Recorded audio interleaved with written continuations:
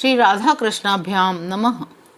भगवान श्री कृष्ण की कथाओं का आश्रय लेने वाले भक्तजनों, मैं संध्या रानी महात्मा वेद व्यास जी और गुरुजनों की आज्ञा से श्रीमद् भागवत महापुराण के चतुर्थ स्कंद के 15वें अध्याय को आरंभ करती हूँ। अध्याय 15 महाराज पृथु का आविर्भाव और राज्याभिषेक। श्री मैत्रेय जी कहते हैं, विदुर जी, इसके बाद ब्राह्मणों ने पुत्रहीन राजा वेन की भुजाओं का मंथन किया।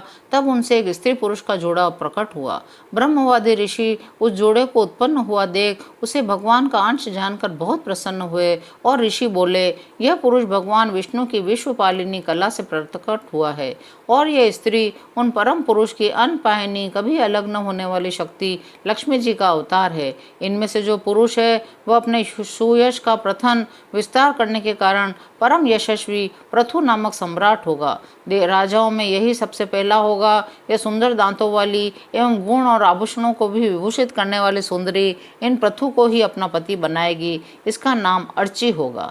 पृथु के रूप में साक्षात श्री हरि के अंश ने ही संसार की रक्षा के लिए अवतार लिया है और अर्ची के रूप में निरंतर भगवान की सेवा में रहने वाली उनकी नित्य सहचरी श्री लक्ष्मी जी ही प्रकट हुई हैं। श्री मैत्रेय जी कहते हैं, विदुर जी, उस समय ब्राह्मण लोग पृथु की स्तुति करने लगे।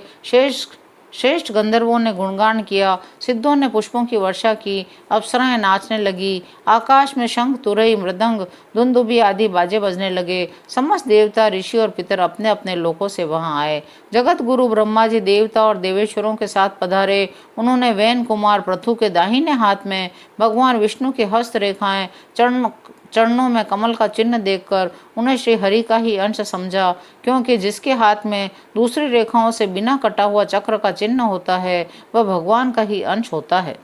वेदवादी ब्राह्मणों ने महाराज पृथु के अभिषेक का आयोजन किया। सब लोग उसकी सामग्री जुटाने में लग गए। उस समय नदी, समुद्र, पर्वत, सर्प, गौ, पक्षी, मृग, स्वर्ग, पृथ्वी, अन्य सब प्राणियों ने उन्हें तरह तरह के उपहार भेंट किए। सुंदर वस्त्र और आभूषणों से अलंकृत महाराज पृथु का विधिवत राज्याभिषेक हुआ।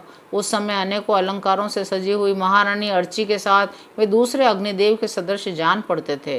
वीर विदुर जी, उन्हें कुबेर ने बड़ा ही सुंदर सोने का सिंहासन दिया। वरुण ने चंद्रमा के समान श्वेत और प्रकाश में छत्र दिया, जिससे निरंतर जल की फुइयां झरती रहती थी। वायु ने 2 चंवर, धर्म ने कीर्तिमय माला, इंद्र ने मनोहर मुकुट, यम ने दमन करने वाला दंड, ब्रह्मा ने वेदमय कवच, सरस्वती ने सुंदर हार, विष्णु भगवान ने सुदर्शन चक्र, विष्णु प्रिया लक्ष्मी जी ने अविचल संपत्ति, रुद्र ने 10 चंद्राकार चिन्हों से युक्त कोश वाली तलवार, अंबिका जी ने 100 चंद्राकार चिन्हों वाली ढाल, चंद्रमा ने अमृतमय अश्व, विश्वकर्मा ने सुंदर रथ, अग्नि ने बकरे और गौ के सिंगों का बना हुआ सुदृढ़ धनुष, सूर्य ने तेजोमय बाण, पृथ्वी ने चरण स्पर्श मात्र से अभिष्ट स्थान पर पहुंचा देने वाली योगमयी पादुकाएं, आकाश के अभिमानी देव देवता ने नित्य नूतन पुष्पों की माला, आकाश विहारी सिद्ध गंधर्वों ने नाचने, गाने, बजाने और अंतर्धान हो जाने की शक्तियां, ऋषियों ने अमोघ आशीर्वाद, समुद्र ने अपने से उत्पन्न हुआ शंख, 7 समुद्र, पर्वत, नदियों ने उनके रथ के लिए बेरोक टोक मार्ग उपहार में दे दिए। पृथु ने कहा, सौम्य, सूत, मागध और वंदीजन, अभी तो लोक में मेरा कोई भी गुण प्रकट नहीं हुआ है, फिर तुम किन गुणों को लेकर मेरी स्तुति करोगे?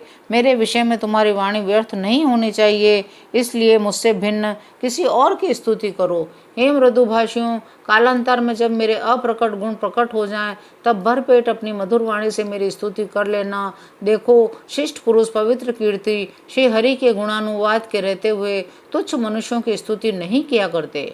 महान गुणों को धारण करने में समर्थ होने पर भी ऐसा कौन बुद्धिमान पुरुष है जो उनके न रहने पर भी केवल संभावना मात्र से स्तुति करने वालों द्वारा अपनी स्तुति कराएगा? यदि यह विद्याभ्यास करता तो इसमें अमुक अमुक गुण हो जाते। इस प्रकार की स्तुति से तो मनुष्य की वंचना की जाती है। वह मंदमती यह नहीं समझता कि इस प्रकार तो लोग उसका उपहास ही कर रहे हैं। जिस प्रकार लज्जाशील उदार पुरुष अपने किसी निंदित पराक्रम की चर्चा होना बुरी समझते हैं, उसी प्रकार लोक विख्यात समर्थ पुरुष अपनी स्तुति को भी निंदित मानते हैं। हे सूतगण, अभी हम अपने श्रेष्ठ कर्मों के द्वारा लोक में अप्रसिद्ध ही हैं, क्योंकि अभी तक हमने कोई ऐसा काम नहीं किया है जिसकी प्रशंसा की जा सके। तब तुम लोगों से बच्चों के समान अपनी कीर्ति का किस प्रकार गान करावें? 15वां अध्याय यहीं विराम लेता है। शेष अगले अंक में। जय श्री कृष्ण।